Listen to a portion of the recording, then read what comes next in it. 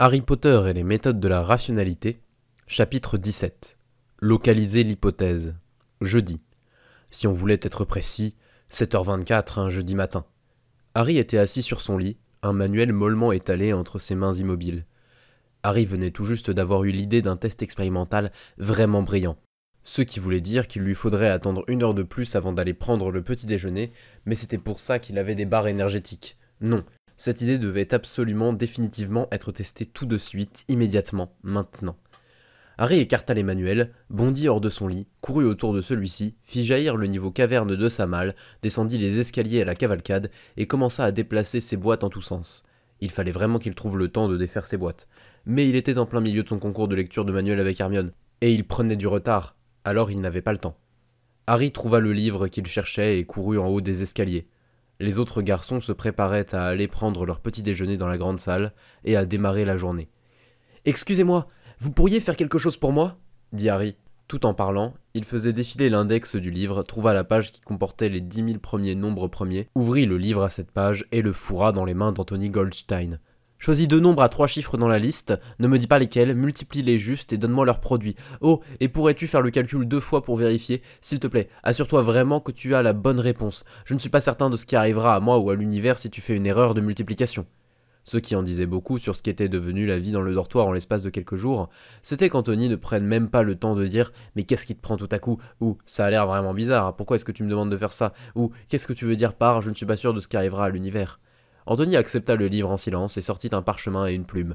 Harry se retourna et ferma les yeux, s'assurant de ne rien voir, se balançant d'avant en arrière et de haut en bas avec impatience. Il s'empara d'un bloc-notes et d'un critérium et se prépara à écrire. « C'est bon, dit Anthony. 181 429. Harry écrivit 181 429, il répéta ce qu'il venait d'écrire, et Anthony confirma.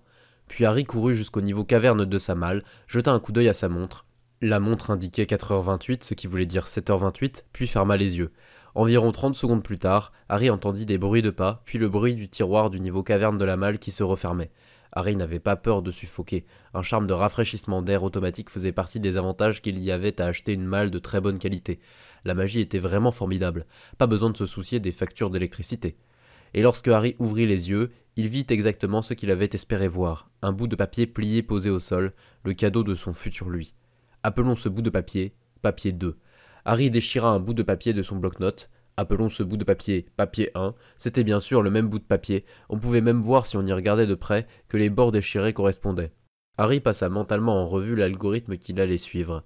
Si Harry ouvrait papier 2 et qu'il était vierge, alors il écrirait 101 x 101 sur papier 1, le plierait, étudierait pendant 1 heure, reviendrait en arrière dans le temps, déposerait papier 1, qui deviendrait ainsi papier 2, et se dirigerait hors du niveau caverne pour rejoindre ses camarades au petit déjeuner.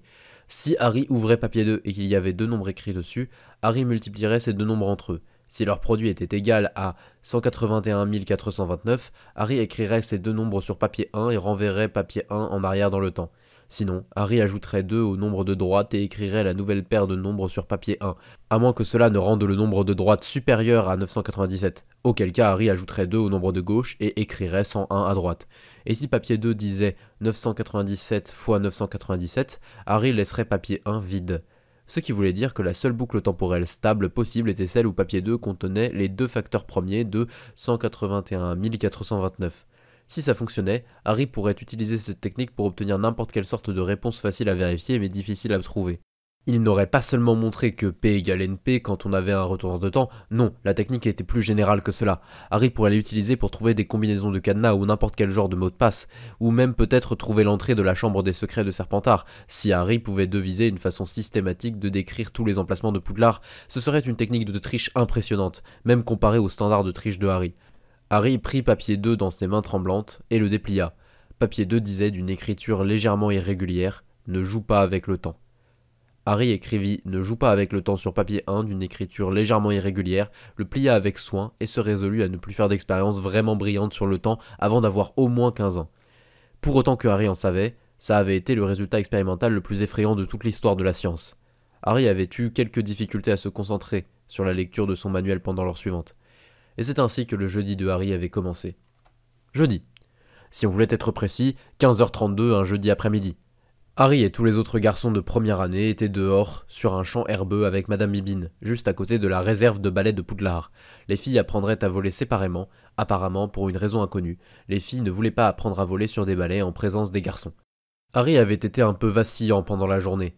Il était incapable d'arrêter de penser à la façon dont cette boucle temporelle stable et pas une autre avait bien pu être sélectionnée à partir de ce qui, rétrospectivement, semblait être un large espace de possibilités. Et aussi, sérieusement, des balais? Il allait voler sur ce qui était essentiellement un segment, n'était-ce pas quasiment la forme la plus instable qu'on puisse jamais trouver, à moins d'essayer de se tenir sur une bille? Qui avait sélectionné ce modèle d'engin volant parmi toutes les formes possibles? Harry avait espéré que ce ne soit qu'une figure de style, mais non, il se tenait devant ce qui ressemblait indiscutablement à d'ordinaires balais de cuisine en bois. Quelqu'un s'était-il juste retrouvé bloqué sur l'idée des balais et n'avait pas pensé à envisager autre chose? Ça devait être ça. Il n'y avait aucune chance pour que, si on les développait indépendamment l'un de l'autre, les modèles optimaux permettant de nettoyer une cuisine et ceux permettant de voler dans les airs se révèlent coïncider exactement. C'était une belle journée, avec un ciel bleu clair et un soleil éclatant qui ne demandait qu'à entrer dans vos yeux et à vous empêcher de voir quoi que ce soit, s'il se trouvait que vous étiez en train d'essayer de voler dans le ciel. Le champ était propre et sec, sentait presque le brûlé, et semblait étrangement être très dur sous les chaussures de Harry. « Levez votre main droite au-dessus du balai, ou la main gauche si vous êtes gaucher, » s'écria Madame Bibine, « et dites « Debout !» Tout le monde cria « Debout !» Le balai bondit d'impatience dans la main de Harry, ce qui fit de lui le premier de la classe, pour une fois. Apparemment, dire debout était beaucoup plus difficile que ça en avait l'air, et la plupart des balais roulaient partout sur l'herbe ou essayaient de s'écarter discrètement de leurs soi-disant futurs conducteurs. Bien sûr, Harry aurait été prêt à parier de l'argent sur le fait que Hermione avait réussi au moins aussi bien que lui lorsque ça avait été son tour, plus tôt dans la journée. Il était impossible que Harry maîtrise du premier coup quelque chose qui échappe à Hermione, et si une telle chose existait et se révélait être le vol sur balai, plutôt qu'une activité intellectuelle, Harry préférait encore mourir. Il fallut un bon moment avant que tout le monde n'ait un balai devant lui. Madame Bibine montra comment voler dessus, puis déambula entre les élèves, corrigeant les prises et les postures. Apparemment, même parmi les enfants qu'on avait autorisés à voler chez eux, peu avaient appris à le faire correctement. Madame Bibine passa en revue le champ de garçons et hocha la tête. « Et maintenant, quand je souffle dans mon sifflet, vous donnez un bon coup d'envoi sur le sol avec vos pieds. » Harry déglutit, essayant de réprimer la sensation d'écœurement qu'il avait à l'estomac. « Maintenez vos balais stables, élevez-vous de quelques pieds et revenez directement au sol en vous penchant légèrement en avant, à mon coup de sifflet. 3, 2... » L'un des balais piqua vers le ciel, accompagné par les cris d'un jeune garçon. D'horreur, pas de délectation. Le garçon tournoyait à une effroyable vitesse tout en continuant de monter, et il ne pouvait qu'entreapercevoir son visage blanc. Comme au ralenti, Harry avait bondi, était descendu de son balai et fouillait ses robes à la recherche de sa baguette, même s'il ne savait pas exactement ce qu'il comptait faire. Il avait eu exactement 2 cours de sortilège et le dernier avait été le sortilège de lévitation. Mais Harry n'avait réussi à jeter le sort qu'une fois sur 3, et il ne pouvait certainement pas faire léviter des personnes entières. S'il y a un pouvoir caché en moi, qu'il se révèle maintenant. « Reviens, mon garçon !» cria Madame Bibine, ce qui devait être l'injonction la plus inutile qu'on puisse imaginer face à un balai incontrôlable venant d'un professeur de vol, et une section totalement automatique du cerveau de Harry ajouta Madame Bibine à sa liste d'idiots. Et le garçon fut projeté loin du balai. Il sembla d'abord se déplacer très lentement dans les airs. « Wingardium Leviosa !» hurla Harry. Le sort échoua. Harry pouvait le sentir échouer. Il y eut un bâme et un lointain son de craquement, et le garçon gisait au sol, face contre terre, comme un petit monticule posé sur l'herbe.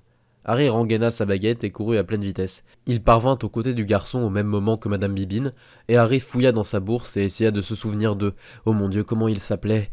Peu importe, il esserrait juste pack de soins, et le pack apparut dans sa main. « Poignet cassé, dit Madame Bibine, calme-toi mon garçon, il a juste un poignet cassé. » Il y eut une espèce d'embardé mental tandis que l'esprit de Harry s'extirpait du mode panique. Le pack de soins d'urgence plus était ouvert devant lui, et il avait en main une seringue de feu liquide qui aurait maintenu le cerveau du garçon oxygéné si jamais il s'était brisé le cou. « Ah !» dit Harry d'une voix chancelante. Son cœur battait avec tant de force qu'il ne s'entendait presque pas haleter. « Un os cassé, d'accord, fil de remise ? C'est seulement pour les urgences, jeta Madame Bibine. Écarte ça, il va bien. » Elle se pencha au-dessus du garçon, lui offrant sa main. « Allons mon garçon, tout va bien, on se met debout. »« Vous n'allez pas sérieusement lui faire à nouveau conduire le balai ?» dit Harry avec horreur. Madame Bibine jeta un regard noir à Harry. « Bien sûr que non !» Elle tira sur le bras encore valide du garçon, l'aidant à se remettre sur pied. Harry fut choqué de se rendre compte que c'était encore Neville Londubat. Qu'est-ce qui n'allait pas chez lui? Et elle se retourna vers les enfants qui attendaient tous. « Aucun d'entre vous ne bougera pendant que j'amène ce garçon à l'infirmerie. Vous laisserez ces balais où ils sont, ou vous serez renvoyé de Poudlard avant d'avoir pu dire Quidditch. Allons-y, mon garçon. » Et Madame Bibine s'en fut avec Neville, qui serrait son poignet et essayait de contrôler ses reniflements. Lorsqu'ils furent hors de portée de voix, L'un des serpentards commença à glousser, ce qui fit glousser les autres. Harry se retourna et les regarda. Ça semblait être le moment opportun pour se graver quelques visages en mémoire. Et Harry vit que Draco marchait nonchalamment vers lui, accompagné de Monsieur Crabbe et de Monsieur Goyle. Monsieur Crabbe ne souriait pas. Monsieur Goyle, en revanche, oui. Et franchement. Draco lui-même avait une expression très contrôlée qui tressaillait parfois, et Harry en déduit que Draco trouvait la situation hilarante mais ne voyait aucun avantage politique à en rire maintenant plutôt que plus tard, dans les donjons de Serpentard. « Eh bien, Potter, dit Draco d'une voix grave qui ne portait pas, toujours avec cette expression très contrôlée qui parfois tressaillait. Je voulais juste te dire que, quand tu tires parti d'une urgence pour démontrer que tu es un leader, il vaut mieux avoir l'air de contrôler totalement la situation, plutôt que, disons, d'avoir l'air d'être complètement paniqué. » Monsieur Goyle gloussa, et Draco lui jeta un regard de méprimande. « Mais tu as probablement gagné quelques points quand même. Besoin d'aide pour ranger ce kit de soins ?» Harry se tourna pour regarder le pack de soins, ce qui détourna son visage de celui de Draco. « Je pense que ça ira, » dit Harry. Il remit la seringue en place, refit les sangles et se leva. Ernie Macmillan arriva juste quand Harry donnait le pack à manger à sa bourse. « Merci, Harry Potter. De la part de Poufsouffle, » dit solennellement Ernie Macmillan. « C'était une bonne idée, et tu as fait de ton mieux. »« Une bonne idée, certainement, » coassa Draco. « Pourquoi personne à Poufsouffle n'avait-il de baguette de sortie ? Peut-être que si vous aviez tous aidé, et pas juste Potter, vous l'auriez rattrapé.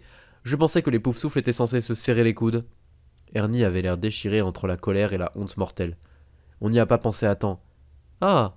dit Draco. « Pas pensé à temps. J'imagine que c'est pour ça qu'il vaut mieux être ami avec un seul cerf d'aigle qu'avec tous les Poufsouffles. » Oh bon sang, comment Harry allait-il jouer ça ? « Tu n'aides pas vraiment, » dit Harry d'un ton égal, espérant que Draco interprète cela comme « tu interfères avec mes plans, s'il te plaît, tais-toi. »« Eh, qu'est-ce que c'est que ça ?» dit Monsieur Goyle.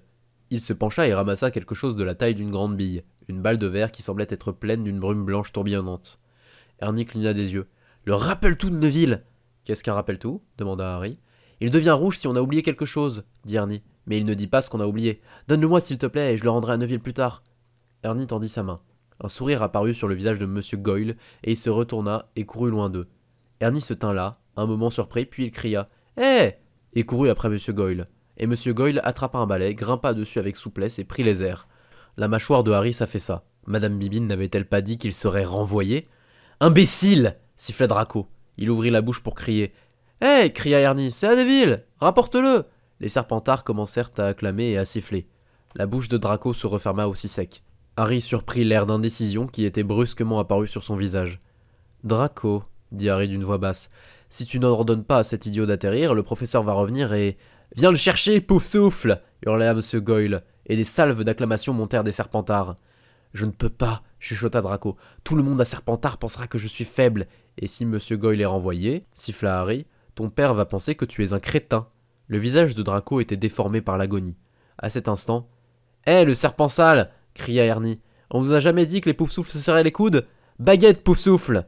Et il y eut soudain beaucoup de baguettes pointées en direction de Monsieur Goyle. 3 secondes plus tard, « Baguette, Serpentard !» dirent au moins 5 serpentards. Et il y eut plein de baguettes pointées en direction de Poufsouffle. 2 secondes plus tard, « Baguette, Gryffondor !»« Fais quelque chose, Potter !» chuchota Draco. « Je ne peux pas être celui qui arrête ça, il faut que ce soit toi. Je te devrais une faveur, trouve juste quelque chose, tu n'es pas censé être brillant !» Harry mit environ 5 secondes à se rendre compte que quelqu'un allait jeter le sort d'attaque simple sumérien, et que quand ce serait terminé et que les enseignants auraient fini de renvoyer les responsables, les seuls garçons de cette année encore à Poudlard seraient les cerfs d'aigle. « Baguette, cerf d'aigle !» cria Michael Corner, qui se sentait apparemment exclu du désastre. « Gregory Goyle !» hurla Harry. « Je te défie à un concours pour la possession du rappel-tout de Neville !» Il y eut une pause soudaine. « Oh vraiment ?» dit Draco du coassement le plus fort que Harry avait jamais entendu. « Ça a l'air intéressant. Quel genre de concours, Potter ?» L'inspiration de Harry n'était pas allée au-delà du concours. Quel genre de concours ? Il ne pouvait pas dire échec, parce que Draco ne pourrait pas accepter sans que ça ait l'air bizarre. Il ne pouvait pas dire bras de fer, parce que Monsieur Goyle l'écrabouillerait. « Que pensez-vous de ça ?» dit Harry bien fort. « Gregory Goyle, nous nous tenons loin l'un de l'autre, et personne d'autre n'a le droit de s'approcher. Nous n'utilisons pas nos baguettes, et personne d'autre non plus. Je ne bouge pas de là où je suis, et lui non plus. Et si je peux mettre la main sur le rappel-tout de Neville, alors que Gregory Goyle abandonne toute prétention au rappel-tout et me le donne. » Il y eut une autre pause, tandis que l'expression de soulagement des gens alentour se transformait en une expression de confusion. « Ha, Potter, » dit Draco avec force, « j'aimerais bien te voir faire ça. Monsieur Goyle accepte. C'est parti !» dit Harry. « Potter, quoi ?» chuchota Draco, ce qu'il parvint mystérieusement à faire sans bouger ses lèvres. Harry ne savait pas comment répondre sans bouger les siennes. Les gens rangeaient leurs baguettes, et Monsieur Goyle fit une gracieuse descente en piqué jusqu'au sol, l'air plutôt confus. Quelques poufs-souffles commencèrent à s'avancer vers Monsieur Goyle, mais Harry leur jeta un regard suppliant, et ils reculèrent. Harry se déplaça vers Monsieur Goyle, et s'arrêta lorsqu'ils furent à quelques pas l'un de l'autre, assez loin pour qu'ils ne puissent se toucher. Doucement, délibérément, Harry rengaina sa baguette. Tout le monde recula. Harry déglutit. Il savait en gros ce qu'il voulait faire, mais il fallait que ce soit fait de telle façon à ce que personne ne comprenne ce qu'il avait fait. « Très bien !» dit Harry avec force. Et maintenant, il prit une profonde inspiration et leva une main, les doigts prêts à claquer. Il y eut des glapissements venant de tous ceux qui avaient entendu parler des tartes, c'est-à-dire presque tout le monde. « J'en appelle à la démence de Poudlard! Content, content, boum boum, marécage, marécage, marécage !» Et Harry claqua des doigts. De nombreuses personnes eurent un mouvement de peur, et rien ne se passa. Harry laissa le silence s'étirer un moment, se développer jusqu'à... dit quelqu'un. C'est tout ? Harry regarda le garçon qui avait parlé. Regarde devant toi. Tu vois le petit bout de terre qui a l'air stérile, sans l'herbe au-dessus ? Ouais, dit le garçon. Un Gryffondor, digne quelque chose. Creuse ici. Harry était maintenant la cible de regards intrigués. Pourquoi ? Fais-le, c'est tout, dit Terry Boot d'une voix lasse. Pas la peine de demander pourquoi. Crois-moi. Dean quelque chose s'agenouilla et commença à enlever des poignées de terre. Après une minute, Dean se releva. Il n'y a rien ici, dit Dean. Harry avait compté revenir en arrière dans le temps et enterrer une carte au trésor qui mènerait à une autre carte au trésor qui mènerait au Rappel-Tout de Neville qu'il aurait mis là après l'avoir repris à Monsieur Goyle. Puis Harry se rendit compte qu'il existait un moyen plus simple qui ne menaçait pas autant le secret des retourneurs de temps. Merci Dean, dit Harry avec force. Ernie, pourrais-tu regarder là où Neville est tombé et voir si tu peux trouver son Rappel-Tout ? Les gens avaient l'air encore plus confus. Fais-le, c'est tout, dit Terry Boot. Il va continuer d'essayer jusqu'à ce que ça marche, et ce qui me fait peur, c'est que... Par Merlin ! S'étrangla Ernie. Il tenait le Rappel-Tout de Neville. Il était là, exactement là où il est tombé. Quoi ? S'écria Monsieur Goyle. Il baissa la tête et vit qu'il tenait toujours le Rappel-Tout de Neville. Il y eut une longue pause. Dit Dean quelque chose. C'est pas impossible. C'est une erreur de scénario, dit Harry. Je suis devenu assez bizarre pour distraire l'univers pendant un moment et il a oublié que Goyle avait déjà ramassé le Rappel-Tout. Non, attends, je veux dire, c'est complètement impossible. Excuse-moi, mais sommes-nous tous ici à attendre de voler sur des balais ? Tout à fait, alors tais-toi. Bref, une fois que je mettrai la main sur le Rappel-Tout de Neville, le concours sera terminé. Et Gregory Goyle devra abandonner toute prétention sur le Rappel-Tout qu'il tient dans sa main et me le donner. C'était les termes du concours, tu te souviens ? Harry tendit une main et fit signe à Ernie. Fais-le rouler jusqu'ici, puisque personne n'est censé s'approcher de moi. Attends ! Cria un Serpentard.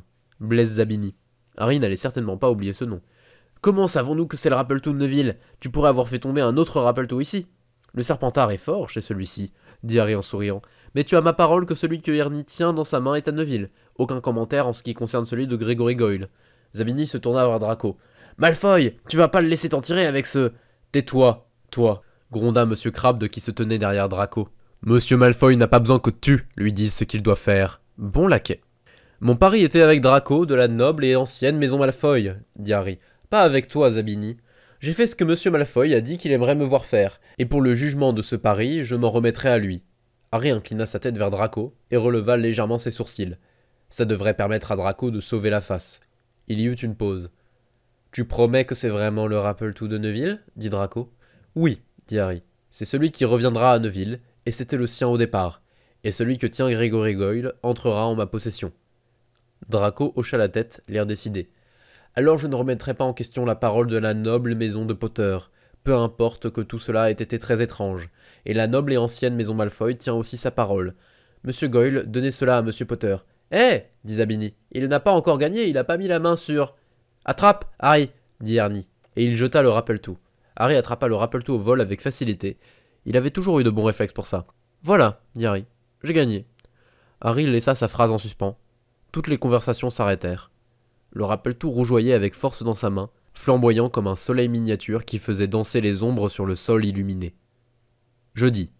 Si on voulait être précis, 17h09, un jeudi après-midi dans le bureau du professeur McGonagall après les cours de vol, avec 1 heure supplémentaire pour Harry glissée entre les deux. Le professeur McGonagall était assise sur son tabouret, Harry sur la sellette, face à son bureau. « Professeur !» dit fermement Harry. Les Serpentards pointaient leurs baguettes vers Poufsouffle, les Gryffondors pointaient leurs baguettes vers Serpentard. Un idiot de chez Serdaigle a lui aussi dit baguette, et j'avais au plus 5 secondes pour empêcher la situation d'exploser. C'est tout ce que j'ai pu trouver. Le visage du professeur McGonagall était pincé et empli de colère.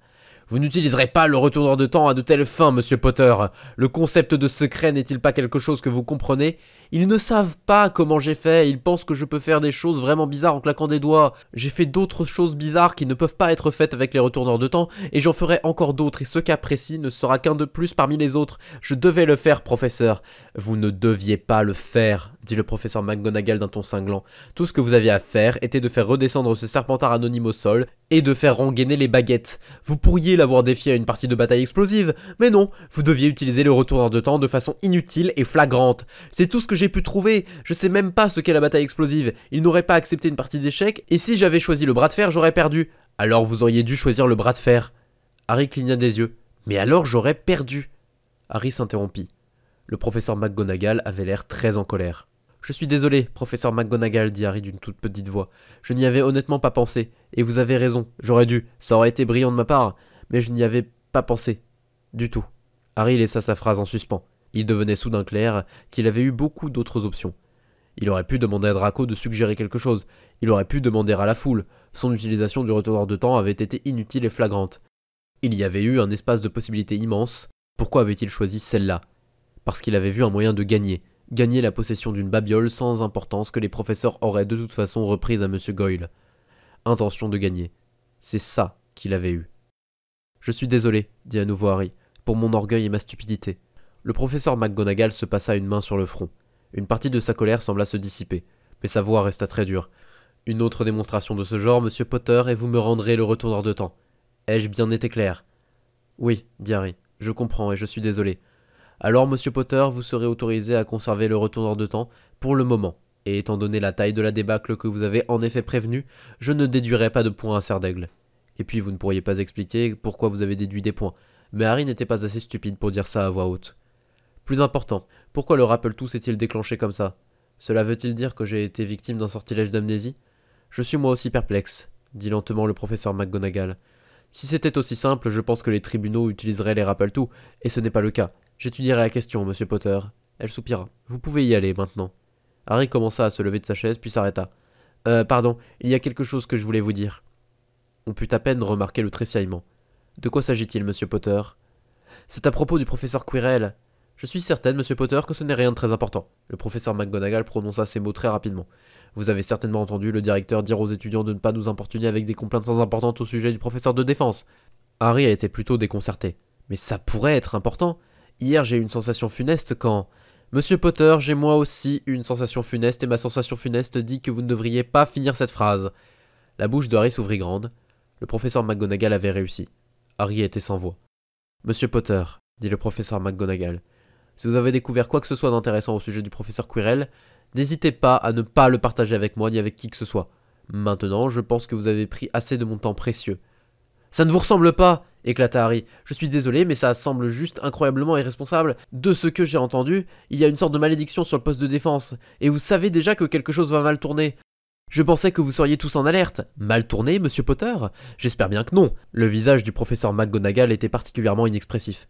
Après que le professeur Blake ait été pris dans un placard avec pas moins de 3 Serpentards en 5e année, en février dernier, et qu'un an avant cela, le professeur Summers s'est tellement échoué dans sa mission de pédagogue que ses étudiants pensaient qu'un épouvantard était une sorte de meuble, il serait catastrophique qu'un problème concernant le remarquablement compétent professeur Quirrell soit maintenant porté à ma connaissance, ce qui, si je puis me permettre, ferait échouer la plupart de nos étudiants à leur buse ou à leurs aspics.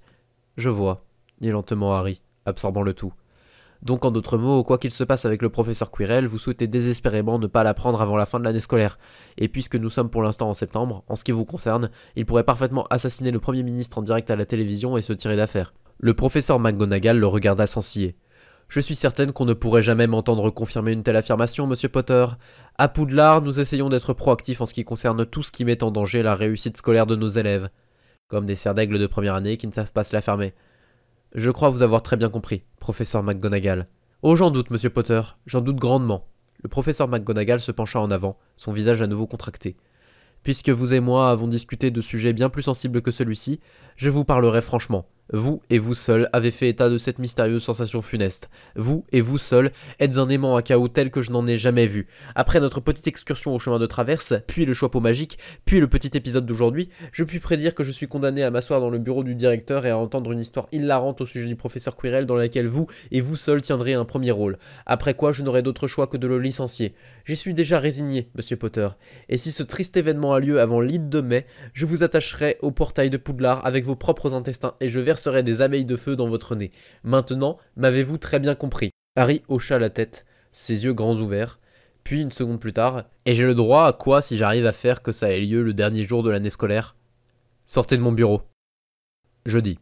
Il devait y avoir quelque chose de particulier avec les jeudis à Poudlard. Il était 17h32, jeudi après-midi, et Harry se tenait à côté du professeur Flitwick, devant la grande gargouille de pierre qui gardait l'entrée du bureau du directeur. Il était à peine revenu du bureau du professeur McGonagall et entré dans les salles d'études de Serdaigle qu'un des étudiants lui avait dit de se présenter au bureau du professeur Flitwick. Et là, Harry avait appris que Dumbledore voulait lui parler. Harry, se sentant plutôt appréhensif, avait demandé au professeur Flitwick si le directeur avait dit de quoi il s'agissait. Le professeur Flitwick avait haussé les épaules d'un air impuissant. Dumbledore avait apparemment dit que Harry était bien trop jeune pour invoquer les mots de pouvoir et de folie. Content, boum boum, marais, avait pensé Harry. Mais il ne l'avait pas dit à voix haute. Ne vous en faites pas trop, monsieur Potter, piailla le professeur Flitwick depuis ce qui devait être le niveau de l'épaule de Harry. Il était heureux que le professeur Flitwick porte une barbe si immense et si fournie, car c'était difficile de s'habituer à un professeur qui était non seulement plus petit que lui, mais parlait aussi d'une voix plus aiguë. Le directeur Dumbledore peut sembler un peu étrange, ou très étrange, et même extrêmement étrange, mais il n'a jamais fait le moindre mal à un étudiant, et je ne pense pas qu'il le fera jamais. Le professeur Flitwick donna un sourire encourageant à Harry. Gardez cela à l'esprit à tout moment, et vous serez certain de ne pas paniquer. Ça ne l'aida pas. Bonne chance, piailla le professeur Flitwick. Et il se pencha au-dessus de la gargouille, et dit quelque chose que Harry ne parvint bizarrement pas à entendre. Bien sûr, le mot de passe ne serait pas très utile si on pouvait entendre quelqu'un le prononcer. Et la gargouille de pierre fit un pas de côté, d'un mouvement très naturel et ordinaire, ce que Harry trouva plutôt choquant, puisque pendant ce temps, la gargouille continua à ressembler à de la pierre solide et inamovible. Derrière la gargouille se trouvaient plusieurs marches en spirale tournant sur elles-mêmes. Il y avait là quelque chose de troublant et d'hypnotique, et encore plus troublant était le fait que faire tourner une spirale n'aurait pas dû vous mener quelque part. « Et ça monte !» piailla Flitwick. Harry mit un pied assez nerveux sur la spirale et commença à se déplacer vers le haut pour une raison que son cerveau ne parvenait pas du tout à visualiser. La gargouille fit un bruit sourd en se remettant en place derrière lui, et les escaliers en spirale continuèrent de tourner, et Harry continua de monter. Et après une durée plutôt étourdissante, Harry se retrouva en face d'une porte de chêne avec un heurtoir en laiton. Harry tendit la main et tourna la poignée. La porte s'ouvrit grand, et Harry vit la pièce la plus intéressante qu'il ait vue de sa vie. Il y avait de petits mécanismes métalliques qui vrombissaient ou cliquetaient ou changeaient lentement de forme ou émettaient de petites bouffées de fumée. Il y avait des douzaines de fluides mystérieux dans des douzaines de contenants aux formes étranges, tous bullants, bouillonnant, suintant, changeant de couleur ou prenant des formes intéressantes qui disparaissaient une demi-seconde après que vous les ayez vus. Il y avait des choses qui ressemblaient à des horloges dotées de nombreuses aiguilles, gravées de chiffres ou de mots dans des langues inconnues. Il y avait un bracelet portant un cristal lenticulaire qui étincelait de 1000 couleurs, et la statue d'un faucon incrusté dans de l'émail noir. Le mur portait des tableaux de gens endormis, et le chapeau magique était nonchalamment posé sur un porte-chapeau qui soutenait aussi 2 parapluies et 3 pantoufles rouges pour pied gauche. Au milieu de tout ce chaos se trouvait un bureau en chêne noir bien rangé. Devant le bureau se trouvait un tabouret en chêne, et derrière le bureau se trouvait un trône bien rembourré dans lequel était assis Albus Percival Wulfric Brian Dumbledore, qui était orné d'une longue barbe d'argent, d'un chapeau ressemblant à un immense champignon écrasé, et de ce qui, à des yeux moldus, aurait ressemblé à 3 couches de pyjama rose vif. Dumbledore souriait, et ses yeux radieux pétillaient d'une folle intensité. Avec une inquiétude certaine, Harry s'assit face au bureau. La porte se referma derrière lui avec un puissant blâme. « Bonjour, Harry !» dit Dumbledore. « Bonjour, monsieur le directeur !» répondit Harry. « Alors ils s'appelaient par leur prénom ?» Dumbledore allait-il lui dire de l'appeler « Oh, s'il te plaît, Harry !» dit Dumbledore. « Monsieur le directeur a l'air si officiel. Appelle-moi juste Dire, pour faire court. »« D'accord, Dire, » dit Harry. Il y eut une courte pause. « Sais-tu, » dit Dumbledore, « que tu es la première personne à m'avoir jamais pris au mot ?»« Ah !» dit Harry. Il essaya de contrôler sa voix en dépit des soudaines contractions de son estomac. « Je suis désolé, monsieur le directeur. Vous m'avez dit de le faire, alors je l'ai fait. »« Dire, s'il te plaît, » dit gaiement Dumbledore. « Il n'y a pas de raison d'être aussi inquiet. Je ne te jetterai pas par la fenêtre juste parce que tu as fait une erreur. Je te donnerai plein d'avertissements avant, si tu as fait quelque chose de mal. » Et puis, ce qui compte, ce n'est pas la façon dont les gens vous parlent, mais ce qu'ils pensent de vous. Il n'a jamais fait le moindre mal à un étudiant, garde cela à l'esprit et tu seras certain de ne pas paniquer. Dumbledore sortit une petite boîte en métal et en souleva le couvercle, révélant de petits blocs jaunes. « Bonbons au citron ?» dit le directeur. « Non merci, dit Harry.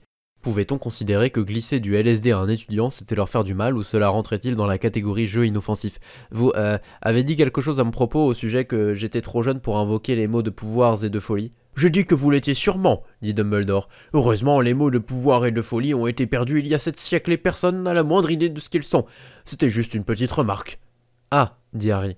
Il se rendait bien compte que sa bouche était grande ouverte. Pourquoi m'avez-vous fait venir ici, alors? Pourquoi? Répéta Dumbledore. Ah, Harry, si je passais mes journées à me demander pourquoi je fais les choses, je n'aurais le temps de rien faire. Je suis quelqu'un de très occupé, tu sais. Harry hocha la tête en souriant. Oui, c'était une liste très impressionnante. Directeur de Poudlard, président du Magien de Magot et Manitou suprême de la Confédération internationale des mages et sorciers. Navré de vous poser la question, mais je me demandais, est-il possible d'obtenir plus de 6 heures si on utilise plus d'un retourneur de temps? Parce que c'est plutôt impressionnant si vous faites ça en seulement 30 heures par jour. Il y eut une courte pause, pendant laquelle Harry continua de sourire. Il était un peu appréhensif, en fait très appréhensif, mais une fois qu'il était devenu clair que Dumbledore s'amusait délibérément avec lui, quelque chose à l'intérieur de Harry avait absolument refusé de rester là à tout se prendre comme un empoté sans défense. « J'ai bien peur que le temps n'aime pas être trop étiré, » dit Dumbledore après la courte pause. « Mais nous semblons être trop grands pour lui, et s'ensuit donc une lutte permanente pour faire tenir nos vies dans le temps. » En effet, dit Harry avec une grave solennité, c'est pourquoi il est préférable d'en arriver rapidement à ce qui nous préoccupe. Pendant un moment, Harry se demanda s'il avait été trop loin. Puis Dumbledore gloussa. « Droit au fait, nous irons !» Le directeur s'inclina en avant, faisant pencher son chapeau champignon écrasé et brossant sa barbe contre son bureau. « Harry, lundi dernier, tu as fait quelque chose qui aurait dû être impossible même avec un retourneur de temps. Ou plutôt, impossible avec seulement un retourneur de temps. Je me demande, d'où ces 2 tartes venaient-elles ?» Un choc d'adrénaline traversa Harry. Il avait fait cela en utilisant la cape d'invisibilité, celle qui lui avait été donnée dans une boîte de cadeaux de Noël avec une note, et la note avait dit « Si Dumbledore voyait une chance de posséder l'une des reliques de la mort, il ne la laisserait jamais échapper à son étreinte. » Une conclusion logique, continua Dumbledore, serait que puisqu'aucun des étudiants en première année présents n'était capable de jeter un sort pareil, quelqu'un d'autre était présent mais n'a pas été vu. Et si personne ne pouvait le voir, eh bien, il aurait été facile pour cette personne de jeter des tartes. On pourrait de plus soupçonner que puisque tu as le retour de temps, tu étais la personne invisible, et que puisque le sort de désillusion est bien au-delà de tes capacités actuelles, tu as une cape d'invisibilité, dit Dumbledore avec un air de conspirateur.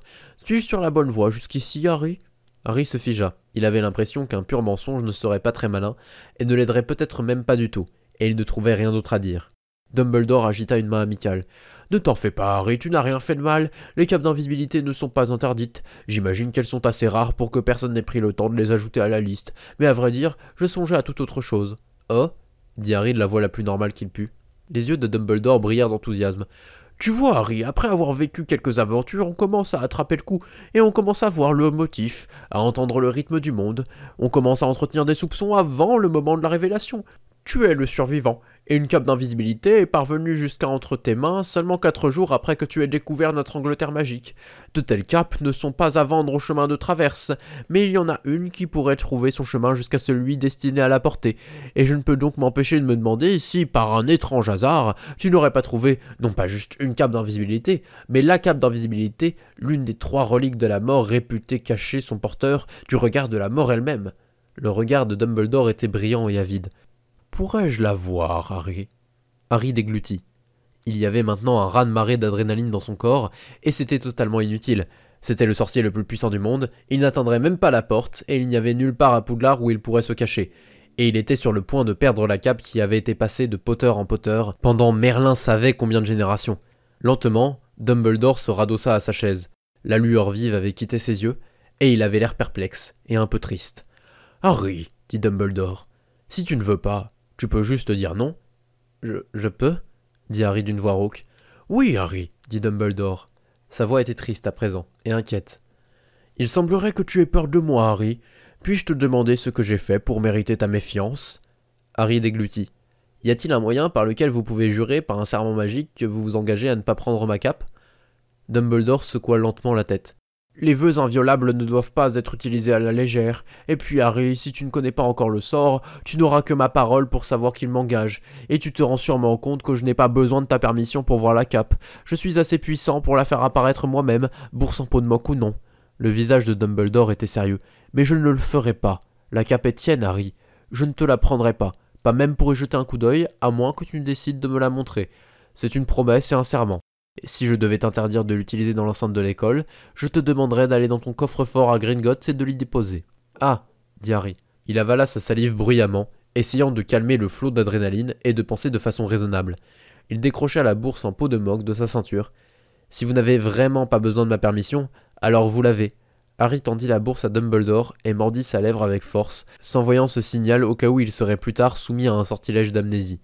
Le vieux sorcier mit sa main dans la bourse et sans prononcer un seul mot de récupération, fit apparaître la cape d'invisibilité. « Ah !» souffla Dumbledore. « J'avais raison. » Il fit glisser le canevas de velours noir entre ses mains. « Vieille de plusieurs siècles et toujours aussi parfaite qu'au jour de sa création. Au fil du temps, nous avons perdu une grande partie de notre art, et maintenant je ne peux pas créer ce genre de choses. Personne ne le peut. Je peux sentir son pouvoir, comme un écho dans mon esprit, comme une chanson chantée depuis toujours sans personne pour l'entendre. » Le sorcier releva les yeux. « Ne la vends pas, dit-il. Ne l'offre à personne. Pense-y à 2 fois avant de la montrer à quelqu'un et pèse la question 3 fois avant de révéler qu'il s'agit d'une relique de la mort. Traite-la avec respect, car il s'agit bel et bien d'un objet de pouvoir. » Le visage de Dumbledore devint momentanément rêveur, puis il rendit la cape à Harry. Harry la remit dans sa bourse. Le visage de Dumbledore était de nouveau sérieux. « Harry, puis-je te redemander comment tu en es venu à te méfier de moi ?» Harry se sentit brusquement honteux. « Il y avait une note avec la cape, » dit Harry d'une petite voix. « Elle disait que vous essayerez de vous emparer de la cape si vous étiez au courant. Mais je ne sais pas qui a laissé cette note. Vraiment pas. »« Je vois, » dit lentement Dumbledore. « Eh bien, Harry, je ne présumerai pas des motifs de celui ou celle qui t'a laissé cette note. Qui sait, peut-être cette personne avait-elle les meilleures intentions. Elle t'a donné la cape, après tout. » Harry acquiesça, impressionné par la magnanimité de Dumbledore et choqué par le net contraste avec sa propre attitude. Le vieux sorcier continua. « Mais je crois que toi et moi sont des pions de la même couleur, le garçon qui a vaincu Voldemort et le vieil homme qui l'a tenu à distance assez longtemps pour que tu interviennes. Je ne te reprocherai pas ta prudence, Harry, nous faisons tous de notre mieux pour être sages. Je te demande seulement d'y penser à 2 fois et de poser la question 3 fois la prochaine fois que quelqu'un te dit de ne pas me faire confiance. »« Je suis désolé, » dit Harry. Il commençait à se sentir minable. Il venait plus ou moins d'envoyer bouler Gandalf, et la gentillesse de Dumbledore le faisait se sentir encore plus mal. « Je n'aurais pas dû me méfier de vous. Hélas, Harry, dans ce monde, » le vieux sorcier secoua la tête, « je ne peux même pas dire que tu as manqué de sagesse. Tu ne me connaissais pas, et, en vérité, il y a certaines personnes à Poudlard en qui tu ferais mieux de ne pas avoir confiance, peut-être même certains que tu appelles des amis. » Harry déglutit. Ça semblait lourd de sous-entendu. « Comme qui ?» Dumbledore se leva de sa chaise et commença à examiner l'un des instruments, un cadran avec 8 aiguilles de longueurs différentes. Après quelques instants, le vieux sorcier parla à nouveau. « Il te semble probablement très charmant, dit Dumbledore. Poli, avec toi du moins. Choisissant bien ses mots, peut-être même admiratif, toujours prêt à aider, à faire une faveur, à prodiguer un conseil. Oh, Draco Malfoy, dit Harry, se sentant plutôt soulagé qu'il ne s'agisse pas de Hermione ou de quelqu'un d'autre. Oh non, non, non, non, non, non, non, vous vous trompez complètement. Il ne me convertit pas, c'est moi qui le convertis. Dumbledore se figea, toujours face au cadran. Tu quoi? Je vais éloigner Draco du côté obscur, dit Harry. Vous savez, faire de lui un gentil. Dumbledore se raidit et se tourna vers Harry. Il arborait l'air le plus effaré que Harry ait jamais vu chez quelqu'un, et encore moins chez quelqu'un portant une longue barbe d'argent. « Es-tu certain, dit le vieux sorcier après un moment, que cette bonté que tu vois en lui n'est pas juste un vœu pieux de ta part, Harry? J'ai peur que ce que tu vois ne soit que l'attrait, l'appât. »« Peu probable, dit Harry. Je veux dire, s'il essaie de se faire passer pour un gentil, alors il est sacrément nul. Ce n'est pas que Draco soit venu me voir, tout charmant, et que j'ai décidé qu'il devait avoir un noyau de bonté caché au fond de lui. Je vise sa rédemption à lui en particulier parce qu'il est l'héritier de la maison Malfoy, et que s'il faut choisir une personne à sauver, c'est forcément lui. » L'œil gauche de Dumbledore eut un léger mouvement convulsif. « Tu essaies de planter les graines de l'amour et de la gentillesse dans le cœur de Draco parce que tu t'attends à ce que l'héritier des Malfoy te soit utile? Pas seulement à moi, dit Harry d'une voix indignée, à toute l'Angleterre magique, si ça fonctionne. Et il aura lui-même une vie plus heureuse et mentalement plus saine. Écoutez, je n'ai pas le temps d'éloigner tout le monde du côté obscur, alors je dois trouver d'où la lumière peut rapidement tirer le meilleur avantage. » Dumbledore commença à rire beaucoup plus fort que ce à quoi Harry se serait attendu. Il hurlait presque, ça semblait presque indigne. Un vieux et puissant sorcier se devait de glousser sur des tons caverneux, pas de rire tellement qu'il en manquait d'air. Harry était un jour littéralement tombé de sa chaise en regardant le film La soupe au canard des Marx Brothers, et Dumbledore riait maintenant avec autant d'intensité. Ce n'est pas si drôle que ça, dit Harry après un moment. Il commençait à nouveau à douter de la santé mentale de Dumbledore. Il fallut à Dumbledore un effort visible pour qu'il parvienne à se contrôler de nouveau. Ah, Harry, l'un des symptômes de la maladie appelée sagesse est que l'on commence à rire de choses que personne d'autre ne trouve amusantes. Parce que, quand on est sage, Harry, on commence à comprendre ce qui est vraiment drôle. Le vieux sorcier essuya les larmes de ses yeux. Oh oh oh, la volonté du mal ruine en effet souvent le mal, à grand effet. Le cerveau de Harry mit un moment à remettre en place les mots familiers. Eh, c'est une citation de Tolkien. Gandalf dit ça. Plutôt Théoden, dit Dumbledore. Vous êtes né moldu dit Harry, choqué. J'ai bien peur que non, dit Dumbledore, souriant de nouveau.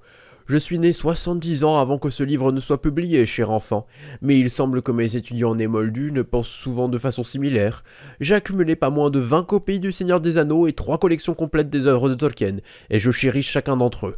Dumbledore dégaina sa baguette, la leva et prit la pose. Vous ne passerez pas. De quoi j'ai l'air? Ah, dit Harry, proche de l'arrêt cérébral complet.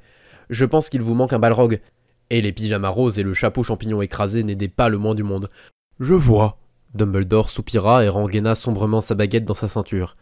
J'ai peur qu'il y ait bien peu de balrog dans ma vie dernièrement. Ces temps-ci, c'est surtout réunions aux mages de Mago où j'essaie désespérément de les empêcher d'accomplir la moindre chose, et dîners officiels avec des politiciens étrangers qui se battent pour savoir qui pourra être l'idiot le plus borné, et être mystérieux et savoir des choses que je ne devrais pas savoir, prononcer des phrases cryptiques qui ne peuvent être comprises que rétrospectivement, et toutes les autres petites méthodes que les sorciers puissants ont pour s'amuser une fois qu'ils ont quitté la partie de l'histoire qui leur permettait d'être des héros. En parlant de ça, Harry, j'ai quelque chose à te donner, quelque chose qui appartenait à ton père. Vraiment? Dit Harry. Dieu, qui l'aurait cru? Oui, c'est vrai, dit Dumbledore. J'imagine que c'était un peu prévisible. Son visage devint solennel. Néanmoins... Dumbledore revint à son bureau et s'assit tout en ouvrant l'un des tiroirs. Il y farfouilla des deux mains et, forçant légèrement, tira de celui-ci un objet plutôt grand et à l'air assez lourd qu'il déposa ensuite sur son bureau de chêne avec un bruit sourd. Ceci, dit Dumbledore, était le rocher de ton père. Harry le fixa du regard. Il était gris clair, décoloré, d'une forme irrégulière, aux arêtes tranchantes, et ressemblait tout à fait à un grand rocher ordinaire. Dumbledore l'avait posé de façon à ce qu'il tienne sur sa face la plus grande, mais il oscillait toujours sur le bureau. Harry releva les yeux. « C'est une blague, c'est ça ?»« Pas du tout, » dit Dumbledore, secouant la tête et prenant un air très sérieux. « Je l'ai trouvé dans les ruines de la maison de James et Lily à Godric's Hollow, où je t'ai aussi trouvé, et je l'ai gardé jusqu'à maintenant, jusqu'au jour où je pourrai te le rendre. » Dans le mélange d'hypothèses qui servaient à Harry de modèle du monde, la démence de Dumbledore grimpait rapidement à l'échelle des probabilités. Mais il y avait toujours une quantité substantielle de probabilités allouées aux autres alternatives. Est-ce un rocher magique? Pas que je sache, dit Dumbledore. Mais je te recommande avec la plus grande insistance que tu le gardes en permanence près de toi. Très bien. Dumbledore était probablement dément, mais s'il ne l'était pas, eh bien ce serait juste trop embarrassant que de se retrouver dans le pétrin parce qu'il avait ignoré le conseil d'un vieux sorcier impénétrable. Ça devait être en 4e position sur la position de la liste des 100 façons évidentes d'échouer. Harry s'avança et mit la main sur le rocher, essayant de dénicher une prise permettant de le soulever sans se couper. « Je le mettrai dans ma bourse alors. » Dumbledore fronça les sourcils. « Il se pourrait que ce ne soit pas assez proche de ta personne. Et si tu perds ta bourse en peau de moque, ou qu'on te la vole? Vous pensez que je devrais juste transporter un grand rocher partout où je vais ?» Dumbledore regarda Harry avec sérieux. « Ça pourrait s'avérer fort sage. »« Ah !» dit Harry. Le rocher semblait plutôt lourd. « Je pense que les autres élèves me poseront des questions à ce sujet. »« Dis-leur que je t'ai ordonné de le faire, » dit Dumbledore. « Personne n'en doutera, puisqu'ils pensent tous que je suis fou. » Son visage était toujours parfaitement sérieux. « Pour être honnête, si vous vous mettez à ordonner à vos élèves de transporter des grands rochers, je peux plus ou moins voir pourquoi les gens penseraient une chose pareille. »« Ah, Harry, » dit Dumbledore. Le vieux sorcier fit un geste courbe de la main qui semblait inclure tous les mystérieux instruments de la pièce. Quand on est jeune, on croit tout savoir et on croit que, si on ne trouve aucune explication à quelque chose, alors aucune explication n'existe. Quand on est plus vieux, on se rend compte que l'univers entier fonctionne selon un rythme et pour une raison, même si nous ne la connaissons pas. C'est seulement notre ignorance que nous prenons pour de la folie. La réalité suit toujours des lois, dit Harry, même si nous ne connaissons pas ces lois. Précisément, Harry, dit Dumbledore. Comprendre cela, et je vois que tu le comprends, est l'essence de la sagesse. Et donc, pourquoi exactement dois-je transporter ce rocher? À vrai dire, je n'arrive pas à imaginer une raison, dit Dumbledore. Vous ne pouvez pas, Dumbledore acquiesça. Mais ce n'est pas parce que je n'arrive pas à en imaginer qu'il n'y en a aucune. Les instruments continuèrent de cliqueter. D'accord, dit Harry. Je ne sais même pas si je devrais le dire, mais ce n'est tout simplement pas comme ça qu'il faut prendre en compte notre ignorance admise au sujet de la façon dont l'univers fonctionne. Ah bon? Dit le vieux sorcier, l'air surpris et déçu. Harry sentait que la conversation n'allait pas tourner à son avantage, mais il continua tout de même. Non, je sais même pas si cette erreur a un nom officiel, mais si je devais en créer un moi-même, ce serait privilégier l'hypothèse, ou quelque chose comme ça. Comment décrire ça de façon formelle? Imaginez que vous avez 1 million de boîtes et une seule de ces boîtes contient un diamant, et vous avez un carton plein de détecteurs de diamants, et chaque détecteur de diamant s'allume toujours en présence d'un diamant, et s'allume une fois sur deux lorsqu'il est mis à côté d'une boîte vide. Si vous passiez 20 détecteurs sur chacune des boîtes, vous vous retrouveriez, en moyenne, avec une fausse boîte candidate et une vraie boîte candidate. Ensuite, il vous suffirait d'1 ou 2 détecteurs de plus avant de vous retrouver uniquement avec le vrai candidat. L'idée étant que lorsqu'il y a beaucoup de réponses possibles, la plupart des informations dont on a besoin servent à localiser la bonne hypothèse parmi les millions de possibilités, à attirer votre attention vers elle. En comparaison, la quantité d'informations nécessaires à choisir entre 2 ou 3 candidats plausibles est bien plus petite. Donc si vous foncez sans aucune preuve et placez une possibilité en particulier au centre de votre attention, vous sautez le plus gros du travail. Par exemple, vous vivez dans une ville avec 1 million d'habitants et il y a un meurtre, et le détective dit « Bon, on n'a aucune preuve, alors a-t-on envisagé la possibilité que c'est Mortimer Snodgrass qui a fait le coup ?» « C'est lui qui a fait le coup ?» dit Dumbledore. « Non !» dit Harry. Mais plus tard, on apprend que le meurtrier a les cheveux noirs, et Mortimer a les cheveux noirs, donc tout le monde est là « Ah !» On dirait qu'après tout, c'est bien Mortimer qui a fait le coup. Donc c'est injuste pour Mortimer que la police le place au centre de son attention sans déjà avoir de bonnes raisons de le soupçonner. Lorsqu'il y a beaucoup de possibilités, le plus gros du travail consiste à localiser la bonne réponse, à commencer à y faire attention. Vous n'avez pas besoin de preuves comme celles requises par la science ou par les tribunaux, mais il vous faut sortir une sorte d'indice, et cet indice doit établir une distinction entre une possibilité en particulier et les millions d'autres. Sans cela, vous ne pouvez pas juste sortir la bonne réponse de nulle part. Vous ne pouvez même pas sortir une possibilité méritant qu'on s'y attarde de nulle part. Et il y a certainement 1 million d'autres choses que je pourrais faire autre que de transporter le rocher de mon père partout où je vais. Ce n'est pas parce que j'ignore les choses au sujet de l'univers que je suis incertain au sujet de la façon dont je devrais raisonner lorsque je sais que j'ignore quelque chose. Les lois régissant le raisonnement probabiliste ne sont pas moins trempées dans de l'acier que les lois qui gouvernent la bonne vieille logique. Et ce que vous venez de faire n'est tout simplement pas permis. Harry s'interrompit. À moins bien sûr que vous n'ayez un indice dont vous ne me parlez pas. Ah, dit Dumbledore. Il se tapota la joue, l'air pensif. Un argument intéressant, c'est certain, mais ne s'effondre-t-il pas lorsque tu fais une analogie entre d'un côté 1 million de meurtriers potentiels dont un seul a vraiment commis le meurtre, et de l'autre choisir une façon d'agir quand de nombreuses façons d'agir sont peut-être toutes sages? Je ne dis pas que transporter le rocher de ton père est l'une des meilleures façons d'agir, seulement qu'il est plus sage de le faire que de ne pas le faire. Dumbledore farfouilla à nouveau dans le même tiroir que précédemment, semblant cette fois s'y enraciner, mais au moins son bras avait l'air de bouger. « Je remarquerais, dit Dumbledore pendant que Harry essayait encore de trouver quoi répondre à cette réplique totalement inattendue, que c'est une idée fausse courante chez les serres d'aigle que de croire que tous les enfants intelligents y sont répartis, n'en laissant aucun pour les autres maisons. Ce n'est pas le cas. Être réparti à serre d'aigle indique que l'on est mu par son désir de savoir des choses, ce qui est une qualité tout autre que celle d'être intelligent. » Le sorcier souriait, penché au-dessus du tiroir. « Néanmoins, tu as l'air intelligent. Pas comme un jeune héros ordinaire, mais plutôt comme un jeune mystérieux sorcier ancien. Je pense que j'ai choisi la mauvaise approche avec toi, Harry, et que tu es peut-être capable de comprendre des choses que peu d'autres pourraient appréhender. Je vais donc être audacieux et t'offrir un autre héritage fort spécial. » « Vous ne voulez pas dire, » s'étrangla Harry, « mon père possédait un autre rocher ?»« Excuse-moi, » dit Dumbledore. « Je suis encore plus vieux et plus mystérieux que toi, et si des révélations doivent être faites, alors je les révélerai, merci bien. Oh, mais où est ce truc ?» Dumbledore alla plus profond dans le tiroir du bureau, puis plus profond encore. Sa tête et ses épaules et tout son torse disparurent à l'intérieur jusqu'à ce que seules ses hanches et ses jambes dépassent, comme si le tiroir le mangeait. Harry ne put s'empêcher de se demander combien des choses se trouvaient là-dedans et à quoi ressemblerait un inventaire complet de celui-ci. Dumbledore surgit enfin du tiroir, tenant l'objet de sa recherche qu'il déposa sur le bureau aux côtés du rocher. C'était un manuel usagé aux bords irréguliers et au dos en mauvais état. Fabrication de potions niveau intermédiaire par Libatus Borage. Il y avait l'image d'un flacon fumant sur la couverture. « Ceci, dit Dumbledore, était le manuel de potions de 5e année de ta mère, que je devrais transporter partout où j'irai, qui contient un terrible secret, un secret dont la révélation pourrait être si désastreuse que je dois te demander de prêter serment, et que je te demande de le faire sérieusement. Harry, quoi que tu penses de tout cela, de ne jamais le dire à quelqu'un ni à quoi que ce soit. » Harry examina le manuel de potions de 5e année de sa mère qui, apparemment, contenait un terrible secret. Le problème, c'était que Harry prenait les serments très sérieusement. Un vœu était un vœu inviolable lorsqu'il était prononcé par un certain genre de personne. Et « j'ai soif », dit Harry. Et ce n'est pas du tout bon signe. Dumbledore négligea totalement de l'interroger au sujet de cette déclaration sibylline. « Prêtes-tu serment, Harry ?» dit Dumbledore. « Ses yeux se plongèrent dans ceux de Harry. « Sinon, je ne peux pas te le dire. »« Oui, dit Harry, je promets. » C'était le problème quand vous étiez Serre d'Aigle. Vous ne pouviez pas refuser une offre pareille, ou votre curiosité vous dévorerait vivant et tout le monde le savait. « Et je prête à mon tour serment, dit Dumbledore, que ce que je suis sur le point de te dire est la vérité. » Dumbledore ouvrit le livre, apparemment au hasard, et Harry se pencha pour mieux voir. « Vois-tu ces notes ?» dit Dumbledore d'une voix si basse que c'était presque un murmure, « écrites dans les marges du livre. » Harry plissa un peu les yeux. Les pages jaunissantes semblaient décrire quelque chose nommé « potion de la splendeur de l'aigle », et plusieurs des ingrédients étaient des objets que Harry ne connaissait pas du tout et dont les noms ne semblaient pas venir de l'anglais.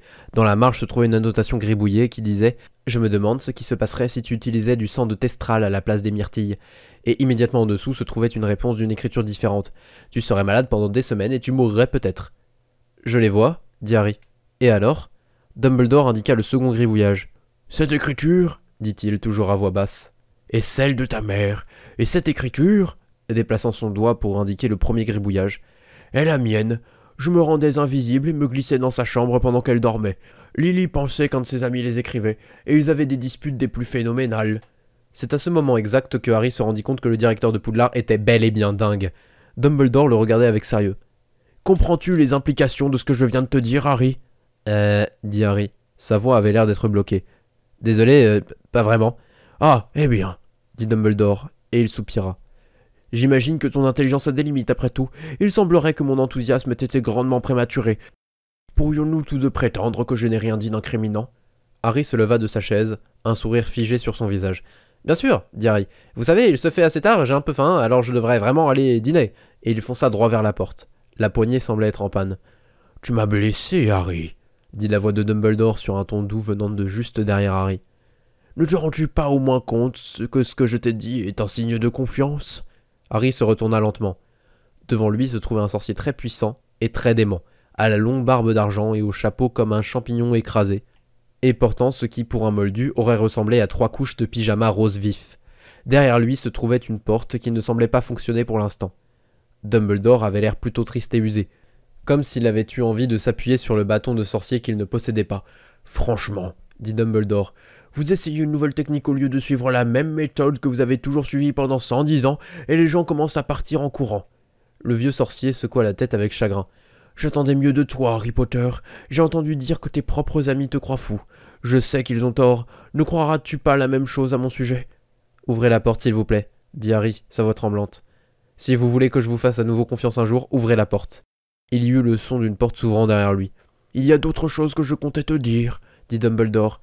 Et si tu pars maintenant, tu ne sauras pas de quoi il s'agissait. » Parfois, Harry détestait être un cerf d'aigle. « Il n'a jamais fait de mal à un élève, dit le côté Gryffondor de Harry. Rappelle-toi juste ça et tu ne paniqueras pas. Tu ne vas pas prendre la fuite juste parce que les choses commencent à être intéressantes. Tu ne peux pas évincer le directeur comme ça, dit la partie Poufsouffle. Et s'il commence à enlever des points, il pourrait rendre ta vie très difficile s'il décide qu'il ne t'aime pas. » Et une partie de lui-même, que Harry n'aimait pas beaucoup, mais qu'il n'arrivait pas tout à fait à faire taire, pesait les avantages potentiels qu'il y avait à être l'un des rares amis de ce vieux sorcier fou, qui se trouvait aussi être directeur, président et Manitou suprême.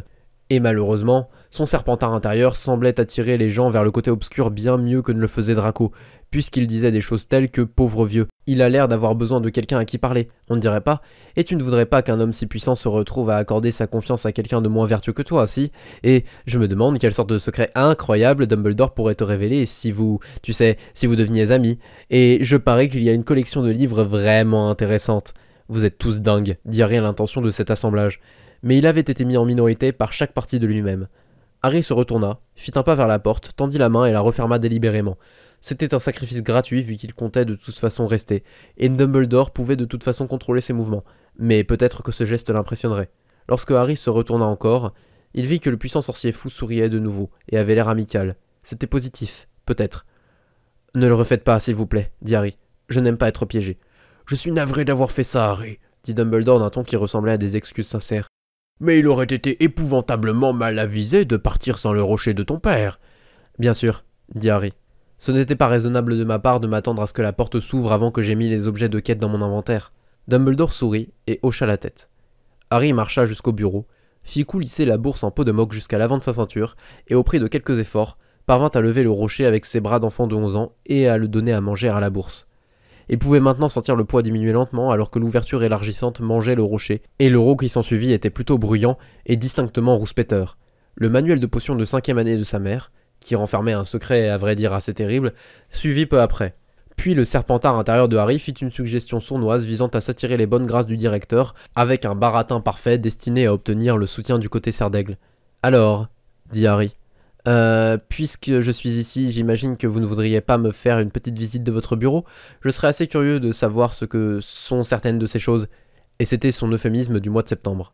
Dumbledore le fixa un moment, puis acquiesça, en faisant une légère grimace. « Je suis flatté par ton intérêt, dit-il, mais j'ai peur qu'il n'y ait pas grand-chose à dire. » Dumbledore fit un pas de plus vers le mur et tendit le doigt en direction d'un homme endormi. « Ce sont les portraits des directeurs de Poudlard. » Il se tourna et pointa vers son bureau. « C'est mon bureau. » Il pointa vers sa chaise. « C'est ma chaise. »« Excusez-moi, dit Harry. En fait, je m'interrogeais sur ces... » Harry pointa en direction d'un petit cube qui chuchotait doucement. « Blurp, blurp, blurp. »« Oh, les petites choses gélatineuses, dit Dumbledore. Elles étaient incluses dans le bureau du directeur et je n'ai absolument aucune idée de ce que la plupart d'entre elles font. Mais ce cadran, avec 8 aiguilles, compte le nombre de, disons, d'éternuements faits par les sorcières gauchères de France. Et tu ne me croirais pas si je te disais le travail que ça a pris pour le faire fonctionner correctement. Et celui-là, avec les petits gicoteurs, est de mon invention. Et Minerva ne va jamais réussir à comprendre ce qu'il fait.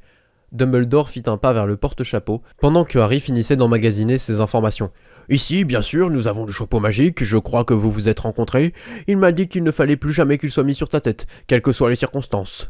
Tu n'es que le 14e étudiant de l'histoire au sujet duquel il dit ça, il y a aussi eu Baba Yaga, et je te parlerai des 12 autres quand tu seras un peu plus vieux. Ça c'est un parapluie, ça c'est un autre parapluie.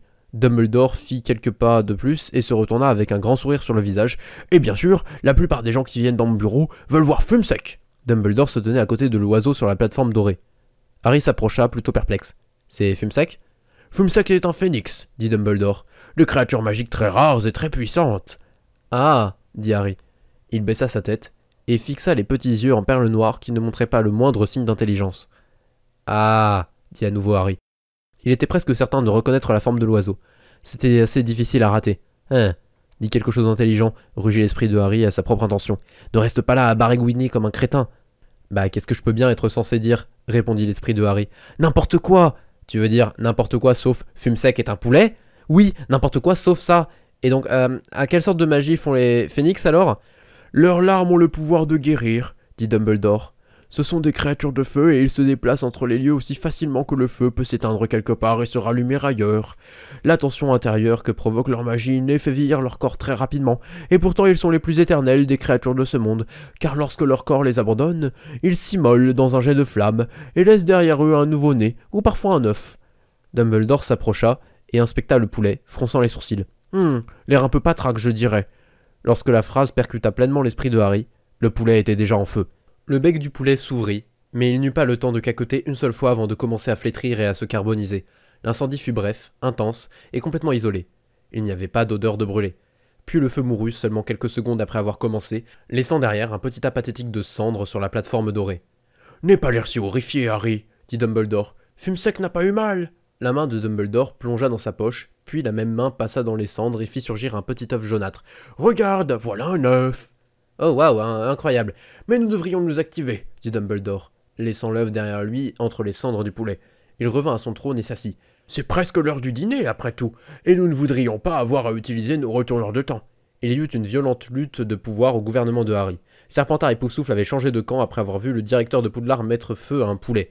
Oui, nous activer, dirent les lèvres de Harry. Et puis, après, dîner. Tu baragouines encore comme un crétin, nota le critique interne de Harry. Bon, dit Dumbledore. J'ai peur d'avoir une confession à te faire, Harry. Une confession et une excuse. Les excuses, c'est bien. Ça ne veut rien dire, mais de quoi je parle? Le vieux sorcier soupira profondément. Tu ne penseras peut-être pas après avoir compris ce que j'ai à te dire. J'ai bien peur, Harry, de t'avoir manipulé pendant toute ta vie. C'est moi qui t'ai remis à la garde de tes beaux-parents malfaisants. Mes beaux-parents ne sont pas malfaisants, lâcha Harry. Mes parents, je veux dire. Ils ne le sont pas? Dit Dumbledore, l'air surpris et déçu. Pas même un peu malfaisants? Ça ne cadre pas avec... Le serpentard intérieur de Harry hurla à s'en faire exploser les poumons. « Tais-toi, idiot, il t'enlèvera à eux !»« Non, non, dit Harry, les lèvres figées en une grimace livide. J'essayais juste de vous épargner, et ils sont à vrai dire très très malfaisants. »« Ils le sont !» Dumbledore se pencha en avant et le regarda avec intensité. « Que font-ils » parlent vite. Ah, et ils font « Ah, je dois faire la vaisselle et laver, problème de maths, et ils me laissent pas lire beaucoup de livres, et... » Ah, bien, c'est bon à entendre, dit Dumbledore, se penchant à nouveau en arrière. Il sourit d'un air triste. Je te demande pardon pour ça, alors. Maintenant, où en étais-je? Ah oui, je suis navré de te dire, Harry, que je suis responsable de presque tout ce qui t'est jamais arrivé de mal. Je sais que ça te mettra probablement très en colère. Oui, je suis très en colère, dit Harry. Grrrr. Le critique interne de Harry lui décerna promptement le prix ultime de pire jeu d'acteur de l'histoire de tous les temps. Et je voulais juste que tu le saches, dit Dumbledore. Je voulais te le dire aussitôt que possible, au cas où quelque chose arriverait à l'un de nous deux plus tard, que je suis vraiment navré pour tout ce qui s'est déjà produit et pour tout ce qui se produira. De l'humidité scintillait dans les yeux du vieux sorcier. Et je suis très en colère, dit Harry, tellement en colère que je veux partir tout de suite, à moins que vous n'ayez quelque chose d'important à me dire. Pars avant qu'il ne te mette le feu à toi aussi, crièrent Serpentard, Poufsouffle et Gryffondor. Je comprends, dit Dumbledore. Alors une dernière chose, Harry. Tu ne devras pas essayer de franchir la porte interdite dans le couloir du 3e étage. Il est impossible que tu traverses tous les pièges, et je ne voudrais pas apprendre que tu t'es fait mal en essayant. Enfin, je doute que tu puisses ne serait-ce qu'ouvrir la première porte, puisqu'elle est fermée à clé et que tu ne connais pas le sort Alhomora.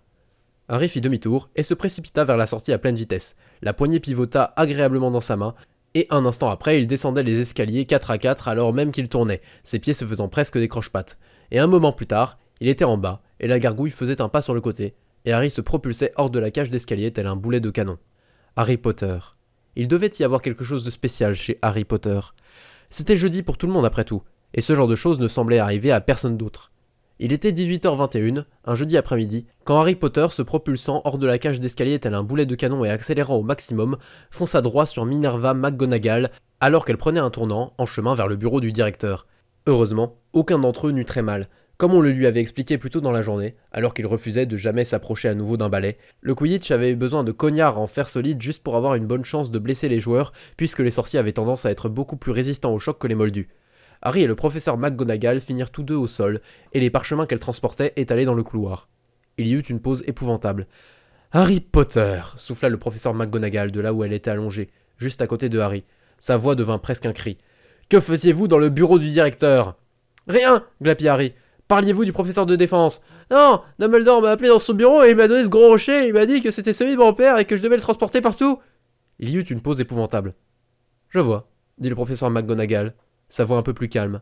Elle se leva, s'épousseta, et jeta un coup d'œil aux parchemins éparpillés qui bondirent pour former une pile bien ordonnée, et filèrent le long du mur du couloir, comme s'ils essayaient d'échapper à son regard. « Mes amitiés, monsieur Potter, et je vous demande pardon d'avoir douté de vous. »« Professeur McGonagall ?» dit Harry. Sa voix tremblait. Il poussa contre le sol, se leva et regarda ce visage sérieux et sain d'esprit. « Professeur McGonagall ?»« Oui, monsieur Potter. Pensez-vous que je devrais le faire ?» dit Harry d'une petite voix. « Transporter le rocher de mon père partout où je vais ?» Le professeur McGonagall soupira. « J'ai bien peur que ce ne soit entre vous et le directeur. » Elle hésita. « Je dirais que complètement ignorer ce que le directeur dit n'est jamais une bonne idée. Je suis navré d'apprendre votre dilemme, monsieur Potter. Et si je peux vous aider d'une quelconque façon, quoi que vous choisissiez de faire... » dit Harry. « À vrai dire, je me disais qu'une fois que j'aurais trouvé comment faire, je pourrais métamorphoser ce rocher en un anneau et le porter à mon doigt, si vous pouviez m'enseigner comment maintenir une métamorphose. »« Vous avez bien fait de m'en parler avant, » dit le professeur McGonagall, son visage devenant légèrement sévère. « Si vous perdiez le contrôle de la métamorphose, l'annulation vous couperait le doigt, et vous fendrait probablement la main en deux. Et à votre âge, même un anneau est une cible trop large pour être maintenu indéfiniment sans que ce soit un sérieux drain de votre magie. Mais je peux vous faire forger un anneau doté d'un emplacement pour un joyau, un petit joyau en contact avec votre peau. Et vous pouvez pratiquer avec un objet sûr, comme un marshmallow. Lorsque vous l'aurez maintenu avec succès, même pendant votre sommeil pendant un mois entier, je vous autoriserai à métamorphoser le rocher de votre père. » Le professeur McGonagall laissa sa phrase en suspens. Le directeur a-t-il vraiment... Oui, Le professeur McGonagall soupira. C'est un peu étrange même de sa part. Elle se baissa et ramassa la pile de parchemins. « Je suis navré, monsieur Potter. Je vous demande à nouveau pardon de ne pas vous avoir fait confiance. Mais maintenant, c'est à moi d'aller voir le directeur. Bonne chance, j'imagine. »« Merci, monsieur Potter. » Le professeur McGonagall marcha jusqu'à la gargouille, donna le mot de passe sans que Harry puisse l'entendre, et prit place sur les escaliers en spirale tournant. Elle commença à s'élever hors de la vue de Harry, et la gargouille commença à revenir. « Professeur McGonagall, le directeur a mis le feu à un poulet !»« Il a